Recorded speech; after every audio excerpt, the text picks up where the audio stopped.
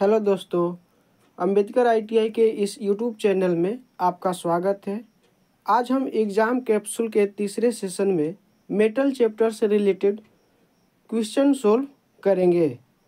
तो समय को न गंवाते हुए चलिए आते हैं, सेशन को स्टार्ट करते हैं। आज का हमारा जो मेन टॉपिक है वो मेटल है और मेटल से जो जितने भी इम्पोर्टेंट क्वेश्चन हैं आज इसमें इंक्लूड किया गया है, जो आने वाले भविष्य के सभी टेक्निकल एग्जाम से पूछे जाने वाले हैं।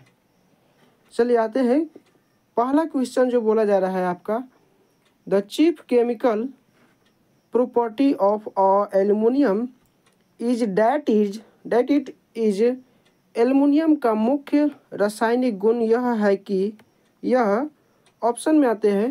पहला ऑप्शन कह रहा है, पहला ऑप्शन में बोल रहा है कि ये जो एल्युमिनियम का रासायनिक गुण में सॉफ्ट है, दूसरा में बोला जा रहा है ब्रिटल, तीसरा में आपका स्ट्रॉन्ग और चौथा में बोला जा रहा है कि टफ है। तो रासायनिक गुण है आपका सॉफ्ट। सॉफ्ट का एल्युमिनियम के प्रॉपर्टीज है। सेकंड क्वेश्चन में आते हैं आपका। सेकंड क्वेश्चन में बोला जा रहा है कि gun metal is an alloy of copper. Gun metal में कॉपर के अलावा और कौन सी मिश्र धातु होती है? तो गन मेटल के लिए आपका एक छोटा सा ट्रिक दे देते हैं, जिसको याद करने के बाद आपको आसानी तरीक़ा से याद हो जाएगा। गन मेटल के लिए आपका ताज़ा टी याद रखना होगा। ताज़ा टी, ता से हो गया तांबा, जा से हो गया जस्ता और टी से हो गया आपका टीन। तो प्रश्न में तांबा तो पहले से ही दिया गया हुआ है, जिसमें बाद में आ जाएगा आपका जस्ता और टीन। तो ऑप्शन में मैच करेंगे कि जस्ता और टीन किस ऑप्शन में मैच कर रहा है। तो टीन और जस्ता पहला ऑप्शन में आपका मैच कर रहा है, तो हमारा आंसर ए हो जाएगा। आते हैं अगले क्वेश्चन की ओर। क्वेश्चन नंबर 3 कह रहा है कि generally bearing bush are made of. आमतौर पर जो बियरिंग बुश बना होता है वो किस मेटल का बना होता है? तो बियरिंग बुश गन मेटल के बना होता है। ऑप्शन नंबर डी में गन मेटल दिया गया है। आते हैं क्वेश्चन नंबर 4 की ओर चलते हैं। क्वेश्चन नंबर 4 कह रहा है, the chief alloy of element of stainless steel are. Stainless steel के मुख्य मिश्र धातु तत्व है। तो यहाँ पर आपका मुख्य धातु के तौर पर आपको क्रोमियम और निकेल मिला होता है, जिसमें स्टेनलेस स्टील के मुख्य मिश्र धातु हैं। आपका अगले क्वेश्चन की ओर चलते हैं। इसका राइट आंसर ए हो जाएगा। आपका अगला क्वेश्चन 5 नंबर में आपका कहा जा रहा है, the filament of lamp bulb are made of. Lamp bulb के फिलामेंट किस मेटल के बने होते हैं? ये हमसे पूछा जा रहा है।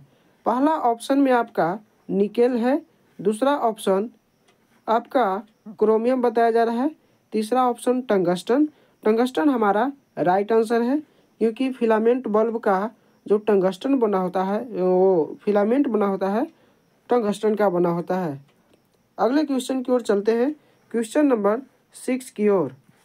क्वेश्चन नंबर 6 कह रहा है, the alloy duralumin and hindalium content 95% of. मिश्र धातु ड्यूरामिलिन और हिंडालुमियम में 95% होता है। ये किसका जो है मिश्र धातु है? तो आपका पहला नंबर ऑप्शन में मिल रहा है कॉपर, बी ऑप्शन में जिंक, सी ऑप्शन में आपका लेड मिल रहा है, और जो कि राइट आंसर डी है, जिसमें एल्युमिनियम दिया गया है। एल्युमिनियम हमारा राइट आंसर हो गया। अगले क्वेश्चन की ओर चलते हैं। Question number 7। क्वेश्चन नंबर 7 में कहा जा रहा है, मूंज metal is an alloy of. मूंज मेटल किन दो धातुओं का मिश्र धातु है? तो जानते हैं कि मूंज मेटल जहाँ पर भी आपको आएगा उसको ट्रिक याद कीजिएगा। मूंज ताज़ा है, ताज़ा, जिसमें ता4 हो गया आपका तांबा, जिसको इंग्लिश में कॉपर जाना जाता है, और जा से हो गया आपका जस्ता, जिसको इंग्लिश में जिंक जाना जाता है। तो ये दोनों ऑप्शन आप दोनों आंसर जो है आपका ऑप्शन नंबर ए में मैच कर जा रहा है, इसलिए अगले ऑप्शन की ओर जाने से कोई फ़ायदा नहीं है, आपका हमारा आंसर ए की ओर है। अगले क्वेश्चन की ओर चलते हैं। क्वेश्चन नंबर 8 में कहा जा रहा है Monal metal content. Monal metal मतलब मोनल धातु किस किस मेटल से मिलकर बना होता है। मोनल मेटल की ओर चलते हैं। इसका मोनल मेटल निकेल और कॉपर का मिश्र धातु होता है, जो कि ऑप्शन आपका बी में मैच कर रहा है। हमारा राइट आंसर हो जाएगा बी, निकेल और कॉपर। अगले क्वेश्चन की ओर चलते हैं, क्वेश्चन नंबर 9 की ओर। क्वेश्चन नंबर 9 कहा जा रहा है which one of the following characteristic about tin is correct. Tin के बारे में निम्नलिखित में से कौन सी विशेषता सही है। आते हैं ऑप्शन की ओर। Tin can withstand high temperature. Tin उच्च तापमान सहन कर सकता है। बिल्कुल गलत, ये हमारा ऑप्शन नहीं है, क्योंकि टीन जो है हाई टेम्परेचर में सहन नहीं करता है। ऑप्शन नंबर बी की ओर चलते हैं। Tin is the main constituent of most solder. Tin अधिकांश सोल्डर का मुख्य घटक है। ये भी नहीं है। आगे की ओर चलते हैं। आपका अगला ऑप्शन सी कह रहा है tin is very good conductivity of electricity. तो ये भी नहीं है, क्योंकि इलेक्ट्रिसिटी का गुड कंडक्टर आपका कॉपर होता है। अगला ऑप्शन की ओर चलते हैं। Tin is corrosion resistance of metal. तो ये टीन संक्षारण प्रतिरोध धातु है। ये हमारा राइट आंसर हो जाएगा। टीन जो है संक्षारण प्रतिरोधी धातु है। अगले क्वेश्चन नंबर 10 की ओर चलते हैं। क्वेश्चन नंबर 10 में कहा जा रहा है आपका cast iron is used for manufacturing machine bed because. Cast iron मतलब कच्चा लोहा मशीन बेड के निर्माण के लिए उपयोगी किया जाता है, क्योंकि तो मशीन बेड में बहुत ज़्यादा कंपन होता है, तो कंपन को देखते हुए मशीन के बेड को कास्ट आयरन से बनाया जाता है। अब यहाँ हम लोग देखेंगे कि compressive strength it can resist more compressive strength. यह अधिक संपीड़न तनाव को प्रतिरोध कर सकता है, इसलिए हमारा राइट आंसर जो हो गया ए हो गया।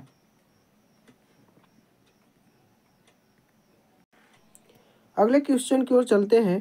क्वेश्चन नंबर 11 में क्या कहा जा रहा है। क्वेश्चन नंबर 11 कह रहा है brass is an alloy of. पीतल एक मिश्र धातु है, जिसमें किसका मिश्र धातु है। तो ब्रास जो होता है कॉपर और जिंक का मिश्रण होता है ब्रास, जो कि हमारा ऑप्शन सी में मैच कर जा रहा है। अगले क्वेश्चन की ओर चलते हैं। Question number 12। क्वेश्चन नंबर 12 में कहा जा रहा है aluminium in its pure form is not use for engineering work because. शुद्ध रूप में एल्युमिनियम का उपयोग इंजीनियरिंग कार्यों के लिए नहीं किया जाता है, क्योंकि it is brittle, it is very light, it is costly. Option number D देखते हैं। It lack strength. तो जो शुद्ध एल्युमिनियम होता है उसमें स्ट्रेंथ ताकत की कमी होती है, जिसके कारण उसको इंजीनियरिंग वर्कशॉप में यूज नहीं किया जाता है। हमारा राइट आंसर डी हो जाएगा। अगले क्वेश्चन की ओर बढ़ते हैं। अगला क्वेश्चन 13 नंबर में बोला जा रहा है which among the metal following is the lightest. निम्नलिखित में से कौन सी धातु सबसे हल्की होती है। तो ऐसे तो हम लोग जानते हैं कि सबसे हल्की धातु लिथियम होती है, लेकिन यहाँ पर निम्नलिखित लगाया गया है, जिसकी वजह से ये 4 ऑप्शन में से हमको देखना है और छांटना है। तो पहला ऑप्शन बोला जा रहा है लेड। लेड सबसे हैवीएस्ट मेटल होता है, जो कि आपका ये लाइटलेस्ट बोल रहा है, इसलिए ये नहीं होगा। टीन की ओर चलते हैं। टीन भी लाइटेस्ट मेटल के रूप में नहीं आता है। हमारा राइट आंसर सी एल्युमिनियम है, जो कि सबसे हल्की धातु के रूप में इनमें से माना जाएगा।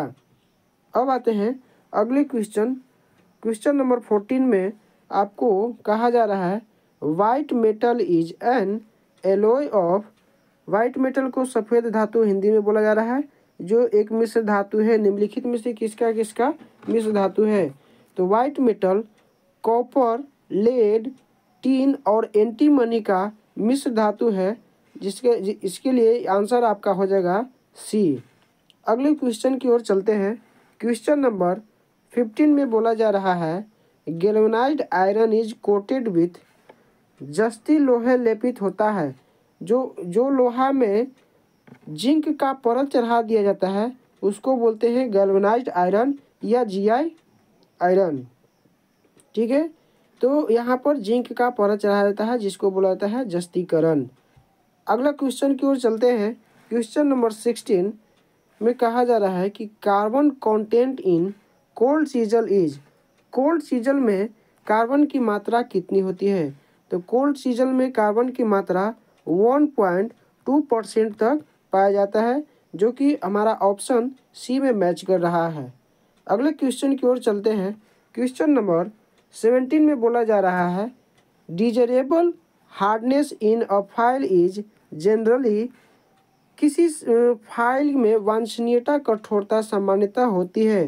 तो वांछनीय कठोरता फाइल की जो होती है 60 से 63 HRC तक पाया जाता है, जिसमें आपका ऑप्शन सी नंबर मैच कर रहा है 60 HRC। तो हमारा राइट आंसर सी हो जाएगा। अगले क्वेश्चन की ओर चलते हैं। क्वेश्चन नंबर 18 में बोला जा रहा है bronze is an alloy of, कांसा एक मिश्र धातु है किसका? तो ब्रोंज आपका कॉपर और टीन का मिश्र धातु होता है, जो कि ऑप्शन नंबर आपको ए में मैच कर जा रहा है, कॉपर और टीन। अगले क्वेश्चन की ओर चलते हैं। क्वेश्चन नंबर 19 में बोला जा रहा है the property by which metal can be rolled into sheet is, वह गुण, धातु का वह गुण जिसके द्वारा धातु को चादर में लपेटा जा सकता है, वह कौन सा गुण है धातु का? इलास्टिसिटी के कारण ये जो होता है, रबर में इलास्टिसिटी और स्टील में इलास्टिसिटी होता है, जो खींचने के बाद वो अपने पुनः अवस्था में आ जाता है, तो वो गुण तो इलास्टिसिटी कहलाता है, जो कि हमारा ये क्वेश्चन नहीं कह रहा है। डक्टिलिटी के कारण जो है मेटल का डक्टिलिटी गुण के कारण किसी मेटल को तार के रूप में ढाला जाता है, तो ये भी ऑप्शन नहीं है, मेरा मैच नहीं कर रहा है। यहाँ बोला जा रहा है चादर में लपेटा जाएगा, तो हमारा सी ये बी जो ऑप्शन है हमारा राइट हो जाएगा। मेलेबिलिटी, जिसको बोलते हैं आघात वर्धनीयता।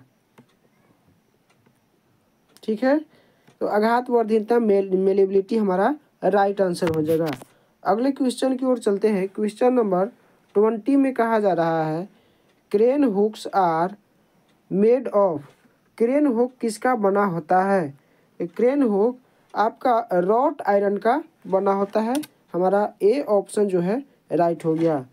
अगले क्वेश्चन की ओर चलते हैं। क्वेश्चन नंबर 21 में बोला जा रहा है which one of the following metal is corrosion resistance, निम्नलिखित में से कौन सी धातु संक्षारण प्रतिरोधी है? अभी वर्तमान में ऊपर में जो प्रश्न आए थे तो उसमें देखे थे कि टीन जो हमारा है कोरोजन रेसिस्टेंस है, तो ऑप्शन नंबर बी यहाँ पर दिया गया है, हमारा राइट आंसर टीन हो जाएगा। अगले क्वेश्चन की ओर चलते हैं।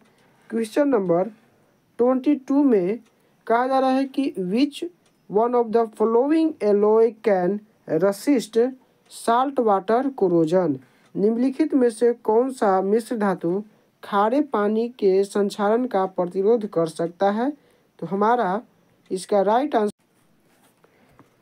कोरोजन रेसिस्टेंस संक्षारण का प्रतिरोध खारे पानी के लिए हमारा ये ऑप्शन सी नंबर जो मैच कर रहा है आपका जिंक एलॉय होता है। अगले क्वेश्चन की ओर चलते हैं। अगला क्वेश्चन में बोला जा रहा है आपको which one of the following is a chemical property of metal, निम्नलिखित में से कौन सा धातु का रासायनिक गुण है? ऑप्शन नंबर ए की ओर देखते हैं। ए में बोला जा रहा है कोरोजनिवीनेस मतलब संक्षारणता, कंडक्टिविटी जो ऑप्शन बी में दिया गया है, ऑप्शन सी में हार्डनेस और ऑप्शन डी में इलास्टिसिटी दिया गया है। तो इसमें से देख रहे हैं कि रासायनिक गुण पूछा जा रहा है, तो हमारा रासायनिक गुण में आपका क्लोरोजेनिक आ जाएगा, जिसको संक्षारण बोलते हैं, जो कि ऑक्सीजन के साथ संयोग करके केमिकल रिएक्शन बनाता है आपका। तो हमारा राइट आंसर क्लोरोजेनेस, संक्षारकता। अगले क्वेश्चन की ओर चलते हैं। क्वेश्चन नंबर 24 में कहा जा रहा है, which one of the following property of force resistant to abrasion. Abrasion, निम्नलिखित में से कौन सा गुण घर्षण के प्रति प्रतिरोध प्रदान करता है, या दूसरे लैंग्वेज में कहा जाए एब्रेसिव, मतलब कटिंग एब्रेसिव के लिए कौन सा गुण जो है परफेक्ट होता है। तो जैसा कि जानते हैं कि कटिंग एक्शन के लिए आपको हार्डनेस का क्वालिटी बहुत ही इम्पोर्टेंट होता है, जो कि ऑप्शन ए में मैच कर रहा है। तो हमारा आंसर ए हो जाएगा, हार्डनेस। अगले क्वेश्चन की ओर चलते हैं। क्वेश्चन नंबर 25 में कहा जा रहा है, which one of the following group of properties enable the manufacturing of chain links from wrought iron. निम्नलिखित में से कौन सा गुण पीटवा लोहे से चैन लिंक के निर्माण को सक्षम बनाता है। यहाँ पर देख रहे हैं ऑप्शन ए में आपको बोला जा रहा है डक्टिलिटी, मेलेबिलिटी एंड हार्डनेस। यदि हार्डनेस रहेगा तो उसको मोड़ा नहीं जा सकता है। तो आप जान लीजिए कि चैन लिंक बनाने के लिए हार्डनेस जहाँ जहाँ आपका रहेगा वो मुड़ेगा नहीं, क्योंकि हार्डनेस वाला जिसे जैसे ही मोड़ेंगे वो क्रैक करके टूट जाएगा। तो जिस जिस ऑप्शन में हार्डनेस दिया गया है वो ऑप्शन तो बिल्कुल ही नहीं होगा आपका। अगले ऑप्शन की ओर चलते हैं।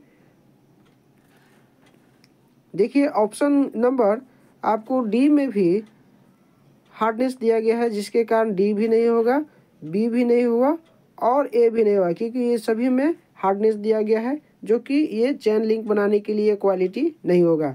तो हमारा ऑप्शन सी जो मैच कर रहा है, छांटने का ये तरीका होता है कि सबसे पहले गलत ऑप्शन को बाहर कर दिया जाए और आसान हो जाता है सही आंसर की ओर बढ़ने के लिए। यहाँ पर मेलेबिलिटी, डक्टिलिटी और टफनेस का जो क्वालिटी होता है वो आपका चैन लिंक बनाने के लिए महत्वपूर्ण होता है। अब इसलिए हमारा राइट आंसर सी हो जाएगा। अगले क्वेश्चन की ओर चलते हैं। क्वेश्चन नंबर 26 में बोला जा रहा है, increase of carbon content in steel result in. यदि स्टील में कार्बन की मात्रा बढ़ाने से क्या परिणाम होगा। तो इंक्रीज इन हार्डनेस, उसके हार्डनेस में इंक्रीज कर जाएगा। ऑप्शन ए जो हमारा राइट आंसर है। किसी भी मेटल में आप कार्बन की मात्रा को इंक्रीज कीजिएगा तो वो मेटल हार्ड ज़्यादा हो जाएगा, हार्डनेस उसका बढ़ जाएगा। अब आते हैं अगले क्वेश्चन की ओर। 27 नंबर क्वेश्चन में बोला जा रहा है आपको, which one of the following is the capacity of a metal to withstand destruction under the action of external load. निम्नलिखित में कौन सी एक बाहरी भार की क्रिया के तहत विनाश को झेलने की क्षमता रखता है। तो हमारा राइट आंसर ऑप्शन की ओर सबसे पहले चलेंगे, देखेंगे कि क्या हो सकता है। स्टिफनेस, यदि कोई बाहरी बल किसी मेटल पर दबाया जाए, रखा जाए, तो वो अपने ये मेटल के लोड को सहने के लिए कौन सा क्वालिटी होना चाहिए। ऑप्शन ए में आपका टफनेस दिया गया है, बी में आपका ऑप्शन ए में स्टिफनेस दिया गया है, बी में आपका टफनेस है, सी में स्ट्रेंथ और डी में डक्टिलिटी है। तो हम तो ये जानते हैं कि डक्टिलिटी के कारण तो ये तार के रूप में बनाया जाता है, स्ट्रेंथ उसका ताकत होता है, जो कि किसी भी मेटल का स्ट्रेंथ होता है वो आपका ताकत होता है। आपका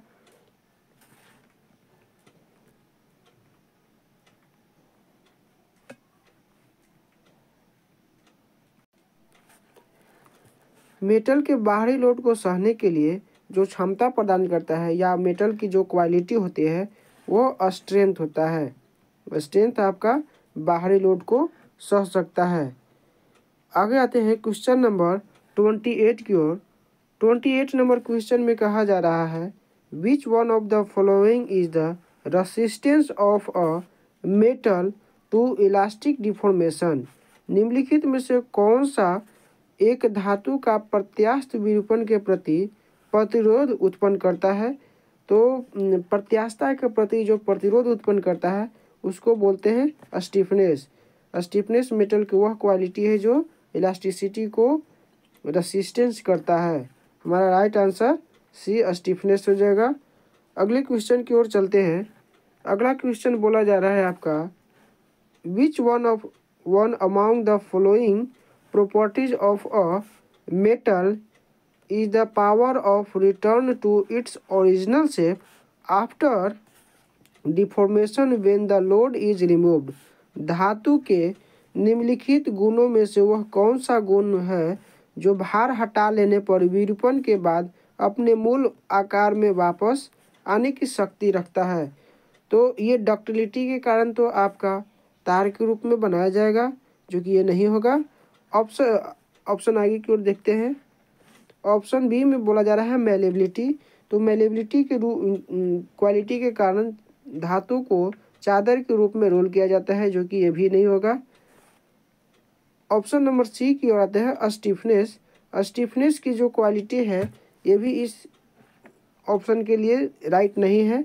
आपका जो मूल अवस्था में लौटने की प्रवृत्ति को कहते हैं इलास्टिसिटी। हमारा राइट आंसर डी हो जाएगा, जो इलास्टिसिटी है।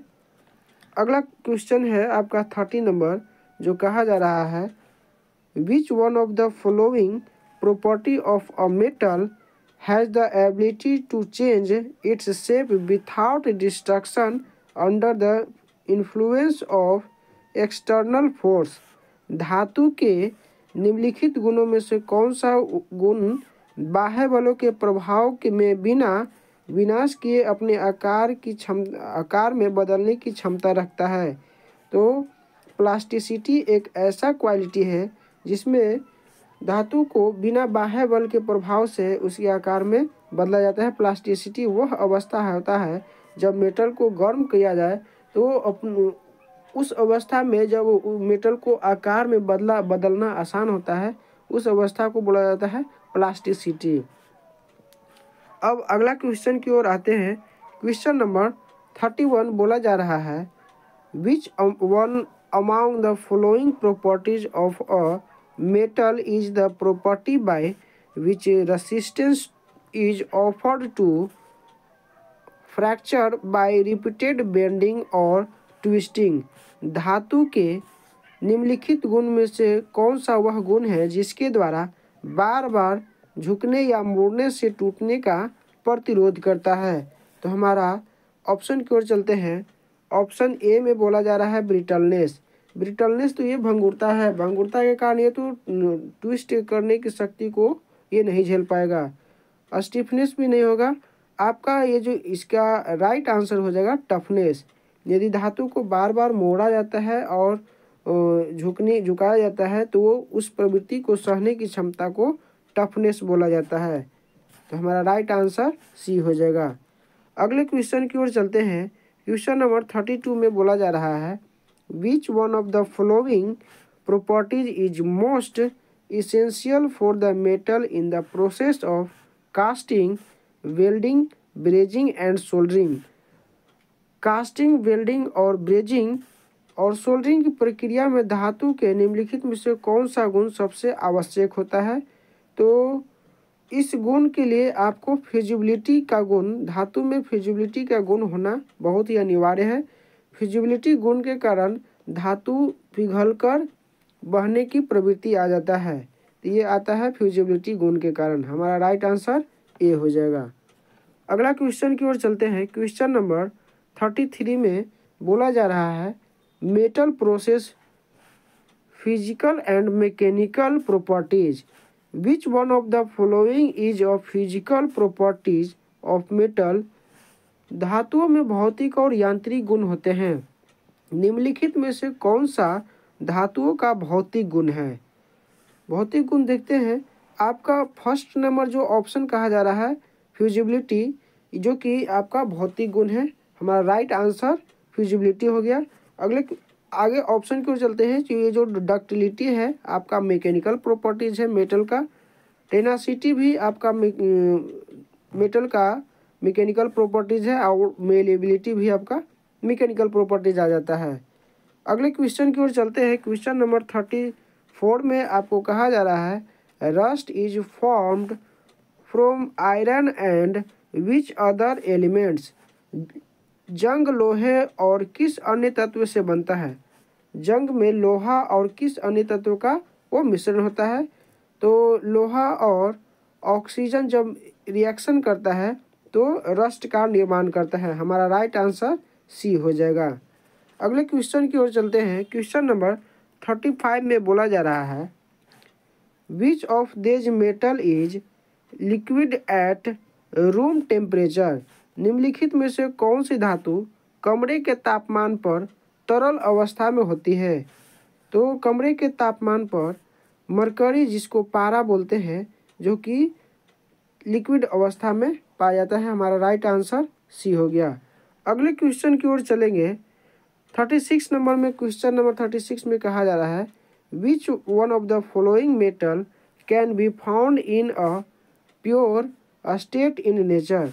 निम्नलिखित में से कौन सी धातु प्रकृति में शुद्ध अवस्था में पाया जाता है। तो गोल्ड एकमात्र ऐसी धातु है जो प्रकृति में शुद्ध अवस्था में फ्री स्टेट में पाया जाता है, प्योरेस्ट फॉर्म में पाया जाता है। हमारा option C is the right answer. अगले क्वेश्चन की ओर चलते हैं।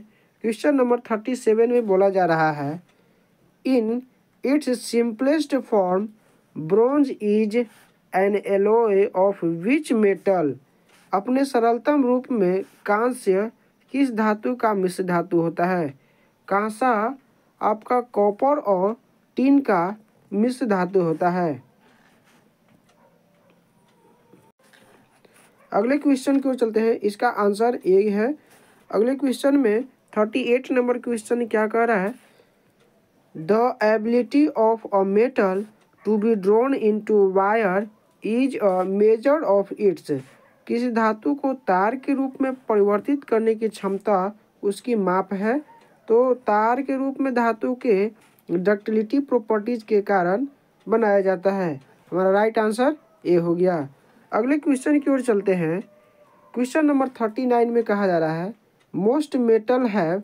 अधिकांश धातुओं में आपका ऑप्शन नंबर ए में बोला जा रहा है high electronegativity, low electronegativity, small. Option number C में बोला जा रहा है स्मॉल एटॉमिक रेडियन, और ऑप्शन डी में बोला जा रहा है हाई आयोनाइजिंग एनर्जी। तो जैसा कि हम लोग जानते हैं कि मेटल में इलेक्ट्रॉन खोने की प्रवृत्ति होती है, तो ये इलेक्ट्रॉन को जब को त्यागेगा तो इलेक्ट्रोपॉजिटिविटी होता है, अधिक होता है इसमें। लेकिन यहाँ पर बोला जा रहा है इलेक्ट्रोनेगेटिविटी, तो इसमें इलेक्ट्रोनेगेटिविटी मेटल में लो हो जाता है। आपका राइट आंसर बी हो जाएगा। क्वेश्चन नंबर 40 में आपको कहा जा रहा है metal which burn on exposure to air are best storage. जो धातुएं हवा के संपर्क में आने पर जल जाती है उन्हें सबसे अच्छा संग्रह स्टोर किया जा सकता है। तो जो धातुएं एयर के साथ कांटेक्ट करके जलने लगता है उसे केरोसिन ऑयल में रखना बहुत ही लाभदायक होता है, जो कि हमारा ऑप्शन डी में मैच कर जा रहा है। हमारा राइट आंसर हो जाएगा डी। जो धातुएं एयर के साथ जो बर्न करने लगता है उसे केरोसिन में रखा जाता है। अगला क्वेश्चन की ओर चलते हैं। क्वेश्चन नंबर 48 में बोला जा रहा है galvanized metal have been covered with a thin sheet of. जस्ती धातुओं को एक पतली शीट के साथ कवर किया गया है किसके साथ। तो जस्तीकरण में जस्ते की लेप को चढ़ाया जाता है, जो कि हमारा ऑप्शन डी में मैच कर रहा है, और डी जो जिंक है। अगला क्वेश्चन की ओर चलते हैं। क्वेश्चन नंबर 42 में कहा जा रहा है which metal is most embedded in earth crust. पृथ्वी की क्रस्ट में कौन सी धातु सबसे प्रचुर मात्रा में पाई जाती है। तो पृथ्वी के क्रस्ट में सबसे अधिक मात्रा में एल्युमिनियम धातु पाई जाती है, जो कि हमारा ऑप्शन सी मैच कर रहा है। आज का जो हमारा सेशन हुआ यहीं पर समाप्त हो रहा है। यदि इस टॉपिक से, इस वीडियो से आप सभी को आगे आने वाले भविष्य में एग्ज़ाम में आपको हेल्पफुल साबित हो सकता है, तो इसके लिए आप लाइक एंड सब्सक्राइब और अपने मित्रों को शेयर करना नहीं भूलिएगा। Thank you.